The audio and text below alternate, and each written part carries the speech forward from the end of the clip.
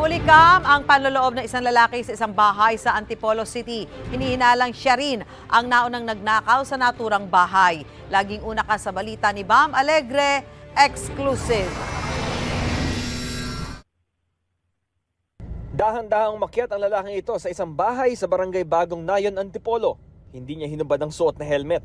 Halos inisa-isa niyang galawin ng mga gamit. Maya-maya tinangay niya ang ilang rubber shoes. Alas 3 kasi ng madaling araw yun. Bali yung CCTV namin nagpapap na may motion ng tao. Tapos pagka kinabukasan nakita namin yung CCTV na may taong umakyat dito sa area. Una umakyat muna siya sa taas ng bahay. Tapos wala siyang nakuha doon. Pagdating naman dito sa area namin, may nakuha siyang sapatos. Isang sa akin na sapatos pati sa asawa ko. Sabi ng biktima, hindi ito ang unang pagkakataon na nalooban sila. Sa huling insidente, nakunan ng tattoo ng suspect sa binti. Ito raw ang magsisilbing lead sa kanyang pagkakakilanlan. Sa naunang insidente, nakasombrero at naka-face mask naman ng suspect. Kita rin ang tattoo niya sa braso at binti.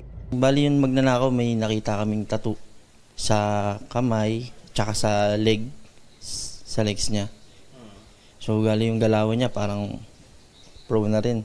Tsinelas at helmet naman daw ang naunang ninakaw sa kanila. Naipagbigay alam na sa barangay ang pagnanakaw. Inaalam na raw nila kung residente sa kanilang lugar ang suspect. Naghigpit na rin daw sila sa pagroronda sa lugar kapag gabi. Ang ginagawa ho namin sa gabi, every time ho nagro-robing kami, actually 3 times, 3 bisas.